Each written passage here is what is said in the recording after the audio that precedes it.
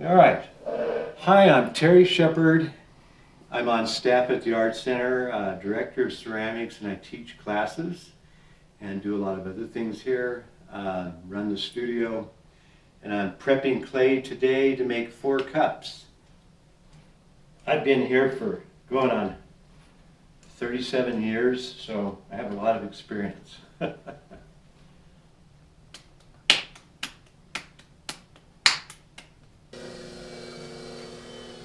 So I'll be working at the potter's wheel. This is an electric wheel. And before I put the clay down, I moisten the bat so it'll stick. Place the clay. And secure it. Got some examples out here, and I'll be making this style of cup kind of like this today. There's 2 or 3 different styles. So I press on the clay to center it.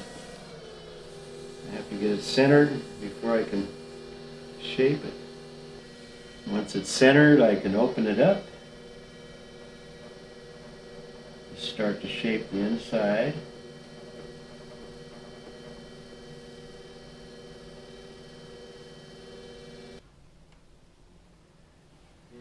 Checking the bottom thickness to make sure I leave enough, not make it too thin.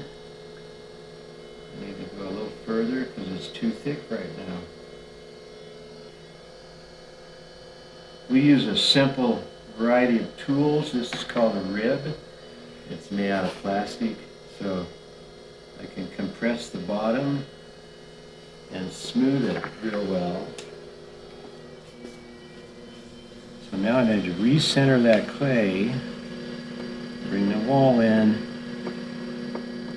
and make a first pull.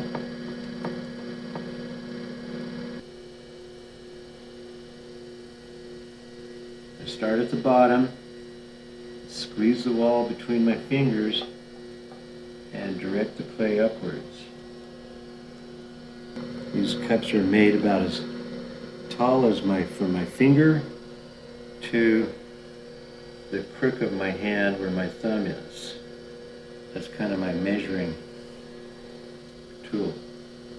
Use a sponge on a stick to get the puddle, the excess water out of the bottom.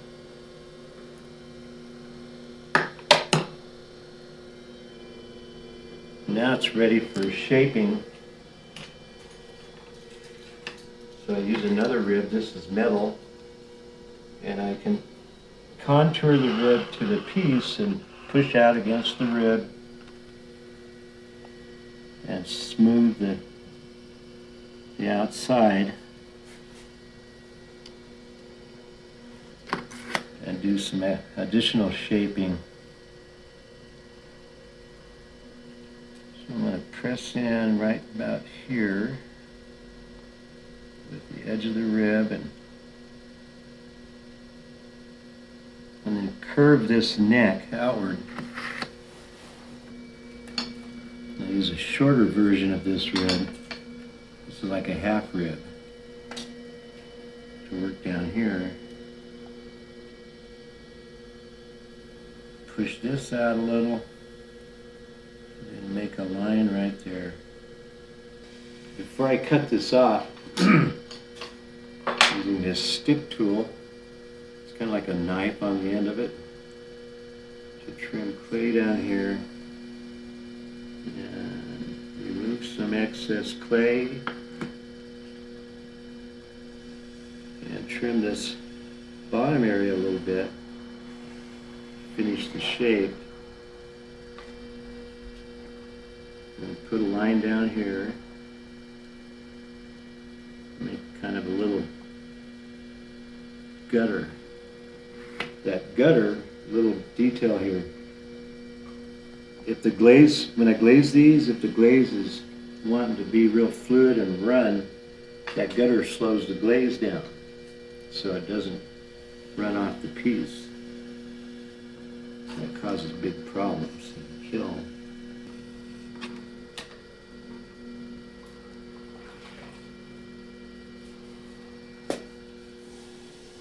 To get it off, I use a cutting string. This is just fishing line, really strong.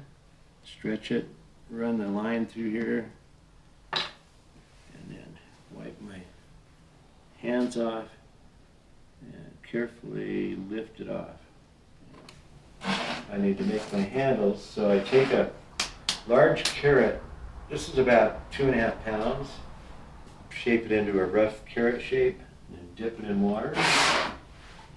And then I squeeze the handles out of this with fingers. Make it real wet. And use a downward stroke to make it thinner. And I'll make small handles out of this.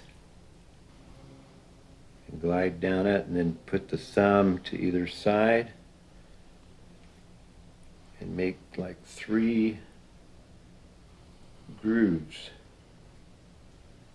in the handle. So that makes it a little more decorative than just a single surface.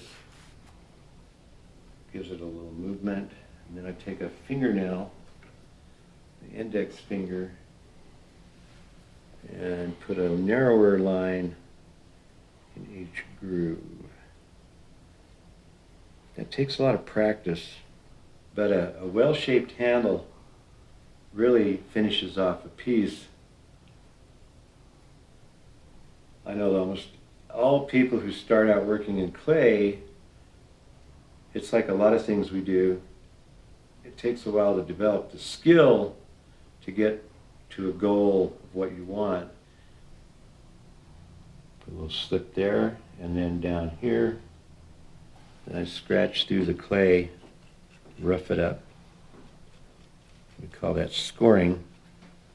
So the slip wets the clay and makes the handle join better. So it'll mesh into the wall. And then scratch, score the clay here.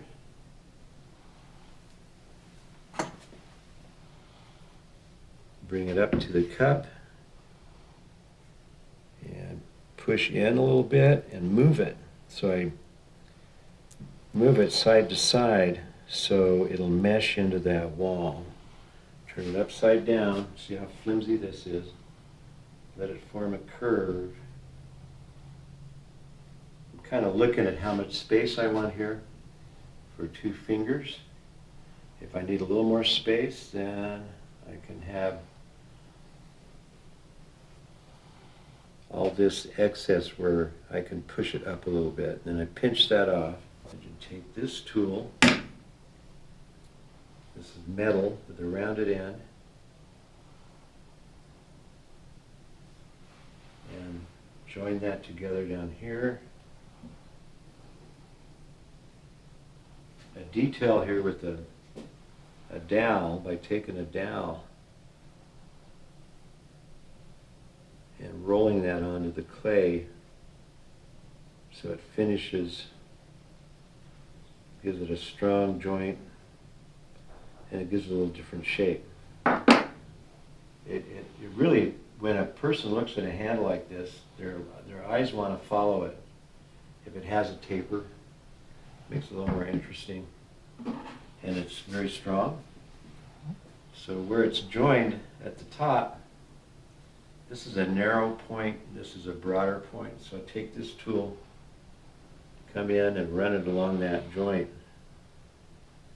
to make sure that that is well joined. And as a final touch, I like to put a thumb rest, take a little bit of clay, roll it into a kind of a teardrop shape like that. Place it on here. Put a finger underneath, a finger on top, and rock the finger into it. And that'll join to there and be secure. So it gives it a thumb rest, But also, as far as the shape, kind of gives it a little kick. It gives it a little visual detail where your eyes follow this and come up here and has that kind of a kick to it. So that's